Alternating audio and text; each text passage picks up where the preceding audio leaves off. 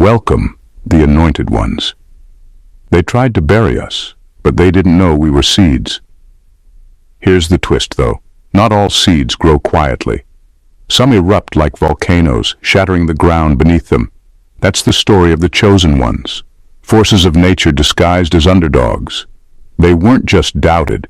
They were mocked, betrayed, and written off by the very people now scrambling to understand how their downfall turned into the comeback of the century. Fact. Studies show that people are more motivated by proving others wrong than by achieving their own goals. But for chosen ones, it's never just about revenge. It's about rewriting the entire script. And in this new story, their enemies aren't villains.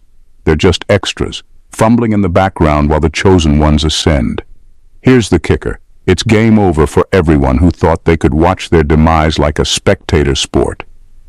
Now, they're sweating in the hot soup they stirred up, while the chosen ones serve the main course.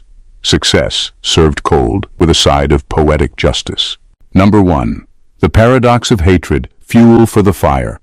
The chosen ones are like fire, and hatred is the fuel that keeps them burning brighter.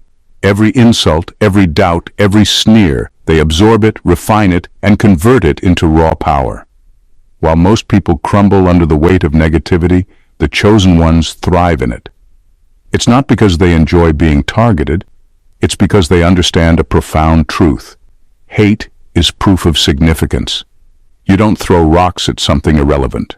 The louder the opposition, the clearer the signal that they're onto something extraordinary. What their enemies fail to realize is that their spite works against them. The chosen ones aren't deterred by criticism. They're energized by it. Each hateful word becomes a challenge, a dare to rise even higher. Every act of sabotage backfires spectacularly because the chosen ones are experts at taking adversity and using it as ammunition. The doubters think they're breaking them, but they're actually building them. Here's the real irony. Enemies spend all their energy trying to tear the chosen ones down, only to end up making them stronger. It's like throwing gasoline on a flame hoping it will go out. They don't just underestimate the chosen ones, they fundamentally misunderstand them. The more they hate, the more they create a force they can't control. It's almost poetic, really. The chosen ones' rise isn't just about winning. It's about watching their enemies destroy themselves in the process. Every failure, every setback, every insult becomes part of a story so powerful that it can't be ignored. The chosen ones don't just survive the hate. They turn it into their legacy, leaving their enemies with nothing but regret and a front-row seat to their greatness. Number 2. Unpredictability. The chosen ones move in silence. The chosen ones are masters of unpredictability. They don't follow the obvious path, and they certainly don't play by anyone else's rules. Their every move is calculated but never predictable, leaving those who doubt them scrambling to keep up. Enemies expect them to fight in the open, to make noise, to show their plans. But that's never how the chosen ones operate. They thrive in silence, moving with precision while everyone else wastes time trying to figure out their next step. By the time anyone realizes what's happening, it's too late. It's not just about keeping their plans hidden. It's about rewriting the game entirely. The chosen ones don't just think outside the box, they burn the box and build a new one. While their enemies are busy plotting against them, they're already 3 steps ahead, turning the tables so completely that no one even notices until they've already won. Their unpredictability doesn't just confuse their enemies, it terrifies them. It's unsettling to go up against someone who doesn't react the way you expect, who doesn't play into your hands, and who constantly keeps you guessing. That kind of power is unnerving because it means control is never on the side of the opposition. For the chosen ones, unpredictability isn't just a strategy, it's a weapon. It keeps them untouchable, untraceable, and unstoppable. The people who root for their downfall end up falling into traps of their own making, trying to fight battles that don't exist. And when the chosen ones strike, it's swift, decisive, and devastating. By the time their enemies realize they've been outplayed, the game isn't just over. It's been rewritten entirely, with the chosen ones standing victorious at the center. Number 3. The burden of being misunderstood. The chosen ones are never fully understood until it's too late. In their early days, they're dismissed, underestimated, and labeled as too different or not enough. People fail to see their potential because it doesn't fit neatly into the boxes society has built.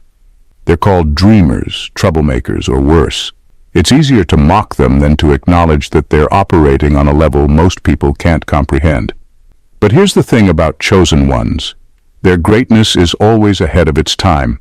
The same people who ridicule them are the ones who will later claim they saw it coming or always believed in them.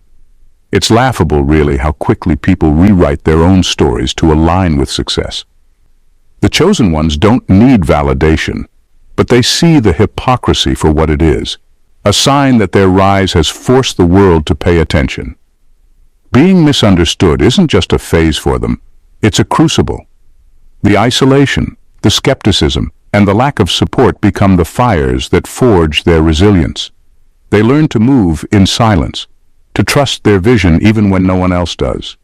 And when their time comes, the shift is undeniable. Suddenly, the very traits that were criticized, boldness, ambition, creativity, become the reasons everyone admires them. What makes this transformation so powerful is the way it exposes the truth about people. It's not that the chosen ones changed, it's that the world finally caught up. By then, it's game over for anyone who doubted them. The chosen ones aren't interested in proving themselves anymore. They're too busy thriving. Their enemies are left to deal with the sting of their own blindness, watching greatness unfold where they once saw failure. Number 4. Adversity, a divine prerequisite. Adversity isn't just a part of the chosen one's journey, it's the foundation of it. Every trial, every setback, and every heartbreak is tailor-made to forge the strength they'll need to fulfill their destiny. While most people see challenges as barriers, the chosen ones know better. They recognize that their suffering isn't pointless, it's preparation. Life is chiseling away at their weaknesses, sharpening their skills, and building resilience layer by layer. What looks like misfortune to outsiders is, in truth, a divine process. The chosen ones are put through the kind of tests that would crush ordinary people because their purpose demands extraordinary strength. You don't temper steel with feathers, you need fire and pressure. In the same way, the chosen ones endure storms that are brutal and unrelenting, but they come out the other side unbreakable. This isn't just about enduring hardship, it's about transformation.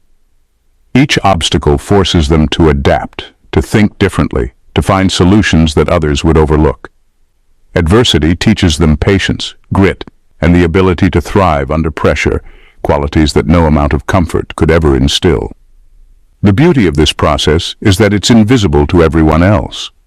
While the chosen ones are in the trenches, the world sees only struggle, not growth. But when their moment comes, the transformation is undeniable.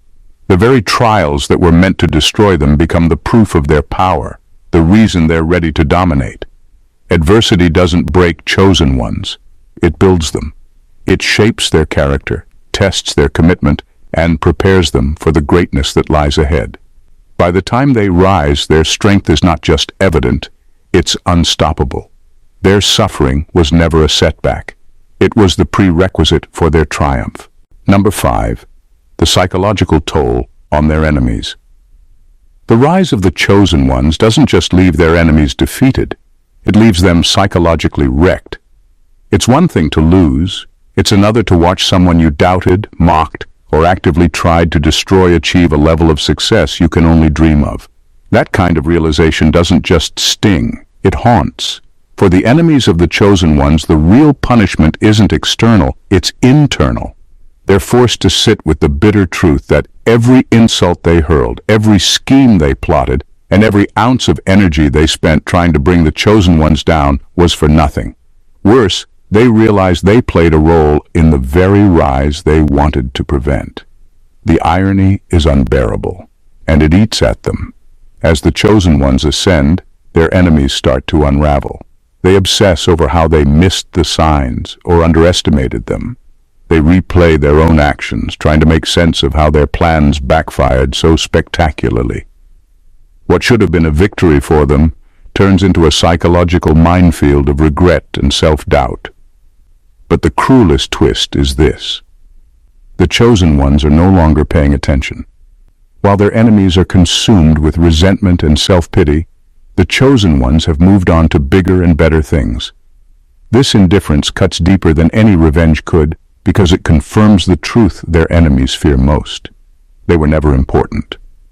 Watching the chosen ones rise doesn't just hurt, it forces their enemies to confront their own mediocrity. Their schemes, their hate, their efforts, they all amounted to nothing. And that realization doesn't fade, it lingers. A constant reminder of their own failure to stop what was always inevitable. Number 6. Unshakable authenticity, a threat to the world.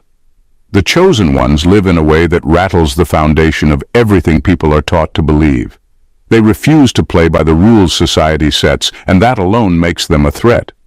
While most people bend, twist, and reshape themselves to fit into a world obsessed with approval and validation, the chosen ones stand tall, unapologetically authentic. Their refusal to conform doesn't just surprise people, it terrifies them.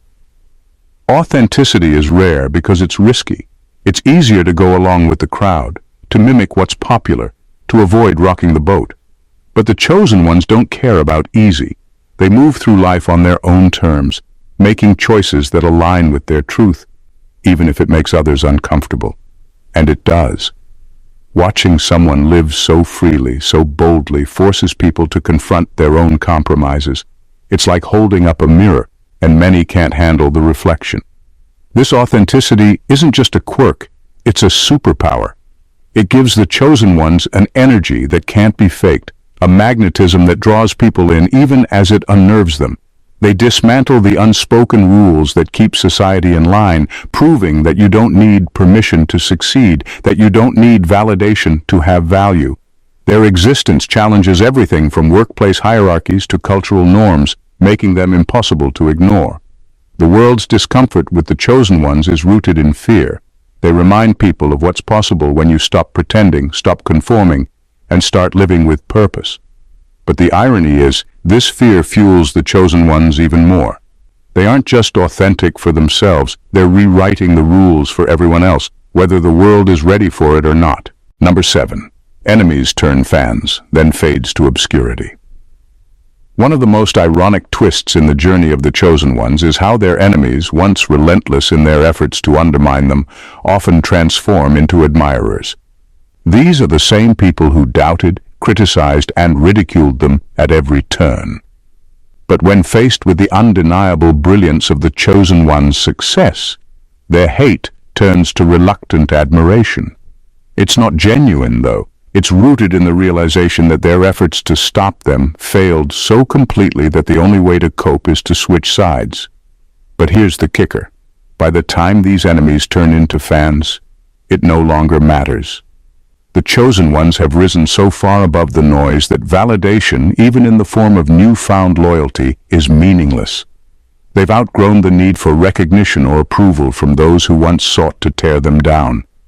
What was once a battle for respect has become irrelevant because the chosen ones now move in a realm where such petty concerns don't exist. This shift isn't just poetic justice, it's a form of erasure.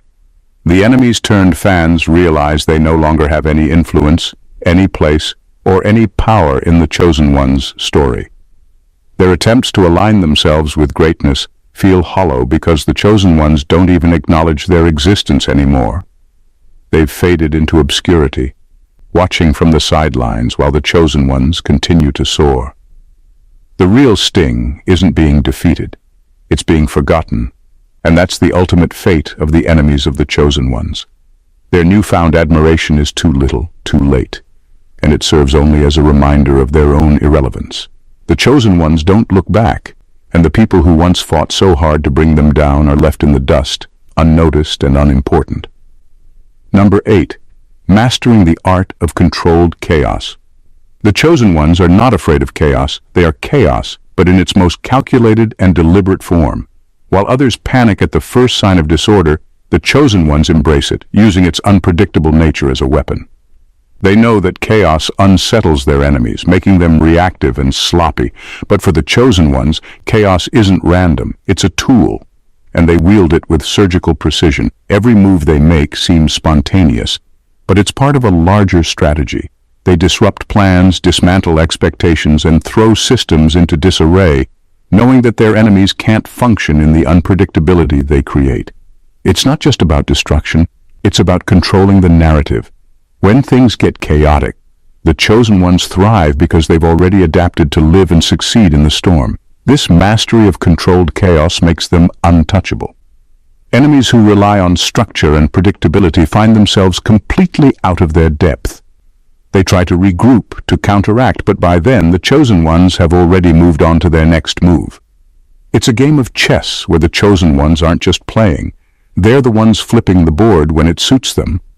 But their chaos isn't reckless. It's intentional. Every disruptive act is carefully planned to create opportunities for growth and victory.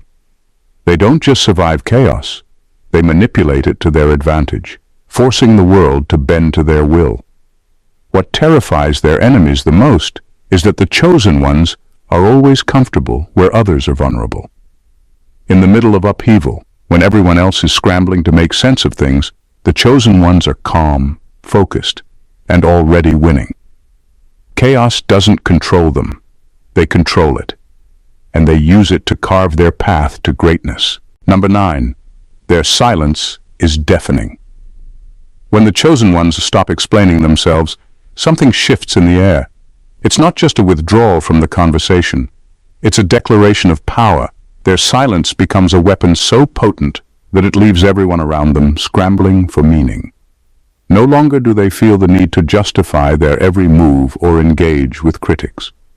The more they remain silent, the more their enemies are forced to confront their own ignorance and insecurity. In a world obsessed with validation and noise, silence is a rare and intimidating thing. For the chosen ones, it's their way of signaling that they don't owe anyone an explanation for their greatness. They've transcended the need for approval, and in doing so, they become unassailable. Enemies who once tried to provoke them with questions or criticisms are met with a calm, unwavering silence, which sends a message that's even more powerful than words. I'm beyond your reach. This silence forces their adversaries to question everything. Why aren't the chosen ones reacting? Are they hiding something? What are they planning? The longer the silence lasts, the more confused and anxious their enemies become, unsure of their next move. Meanwhile, the chosen ones are silently executing their strategy, making power moves that go unnoticed until they're too far ahead to be caught. Silence isn't passive, it's calculated. It's a way of controlling the narrative without ever lifting a finger. As their enemies fumble in confusion, the chosen ones continue to rise, their actions speaking louder than any words ever could. In the end, their silence isn't just a defense. It's the loudest, most assertive statement they can make. Number 10. A cosmic rebuke. Divine justice is brutal. For the enemies of the chosen ones, failure isn't just a setback. It's a cosmic rebuke. What seems like a simple defeat is actually karmic annihilation, a reckoning that reverberates far beyond the immediate. The chosen one's rise isn't just about reaching success. It's about bringing a brutal form of divine justice that tears down everything their enemies have built. The universe doesn't just let them win. It ensures that their victory is the kind that erases every trace of the opposition's arrogance, plotting, and malice. When the chosen ones ascend, it's not just their own power at play. It's the inevitable consequence of everything their enemies did to stand in their way. Their detractors aren't merely left behind, they're dismantled. Every plan to bring the chosen ones down falls apart, every smear campaign backfires, and every act of sabotage blows up in their faces. What was once a calculated attempt to destroy someone turns into a complete unraveling of their enemies' lives. This isn't just about losing. It's about having everything they worked for, everything they built, fall apart in the most poetic way. Their reputation crumbles, their peace of mind evaporates, and they are left to watch, powerless, as the world moves forward without them. It's as if the universe itself is aligning to serve a brutal justice that no human action can prevent. The rise of the chosen ones is more than success. It's the universe's way of correcting the imbalance their enemies tried to create. It's the kind of justice that doesn't need to be fought for. It arrives on its own, and when it does, it is utterly unforgiving. The chosen ones are not just victorious. They are the instrument of a cosmic reckoning that leaves their enemies broken, insignificant, and utterly consumed by the consequences of their own actions. Number 11. The relentless pursuit of mastery. The chosen ones aren't content with just being successful. They're obsessed with greatness. Success is a given for them. It's the baseline. But greatness, that's the standard they set for themselves, and it's a level so far beyond the reach of ordinary people that it's almost unfair. They don't just outwork their competition. They outthink them, outmaneuver them, and outperform them in ways that leave their adversaries grasping for air. This relentless pursuit of mastery is what separates them from the crowd. They don't take shortcuts, and they don't settle for mediocrity. Every challenge is an opportunity to hone their skills, to sharpen their minds, to perfect their craft. While others are satisfied with just doing enough to get by, the chosen ones are always pushing further, testing the limits of what's possible, and redefining the boundaries of excellence. Their competitors may try to keep up, but the chosen ones aren't just operating on a different level. They've created an entirely new league.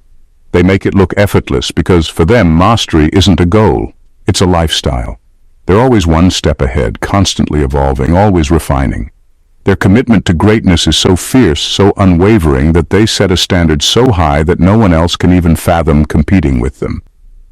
What others see as obstacles, the chosen ones see as opportunities to grow. Where others tire out, they find the energy to push further. And in doing so, they leave their competitors in the dust. Not just because they're better, but because they've raised the bar to a level that leaves everyone else in perpetual pursuit, never quite able to catch up. Number 12. The final blow.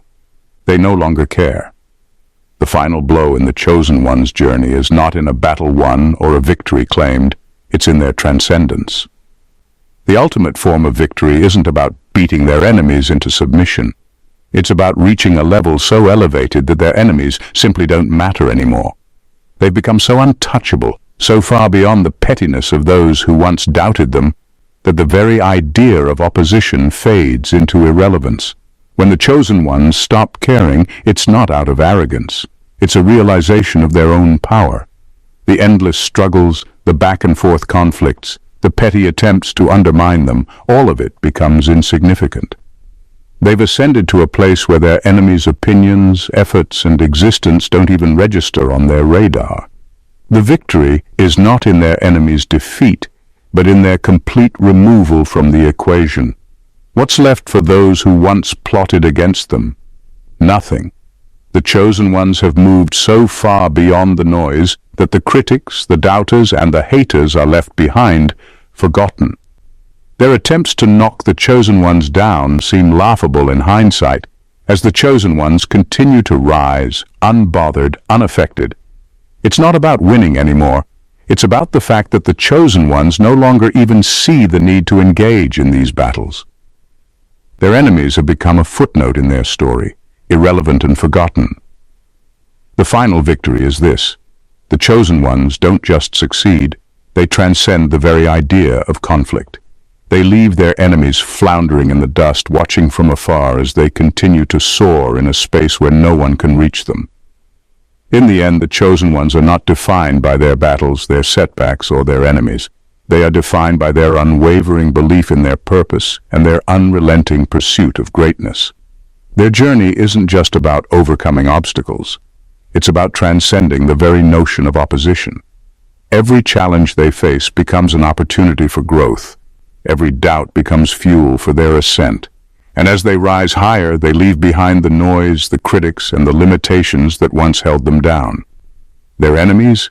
They're nothing more than distant echoes now, irrelevant, forgotten, consumed by the very mediocrity they tried to impose on the chosen ones. The true power of the chosen ones lies not in their victories, but in their ability to keep rising, to keep evolving, until those who doubted them no longer have a place in their story. This is the essence of greatness, not just proving others wrong, but becoming so undeniably, so unapologetically extraordinary that those who sought to tear you down are left with nothing. The chosen ones don't just win the game, they change it. And in doing so, they carve a path for others to follow, a legacy that echoes far beyond the confines of the battles they fought. The game is over for anyone who doubted them. The chosen ones have already moved on to the next level, leaving everyone else behind in the dust. If you've felt the power in these words, if you've recognized the fire in the chosen one's journey, then it's time to join the movement. Don't let this moment slip away. Subscribe to the channel because this is just the beginning. You've witnessed greatness in the making, and if you want to stay ahead, to elevate yourself to that next level, you'll want to be part of what's coming next. Hit that subscribe button and turn on the notifications, because the journey to becoming unstoppable starts now, and you don't want to miss a single moment. The game has only just begun. And with you on this path, the world is about to see something incredible. Stay with us, and let's rise together. God bless you.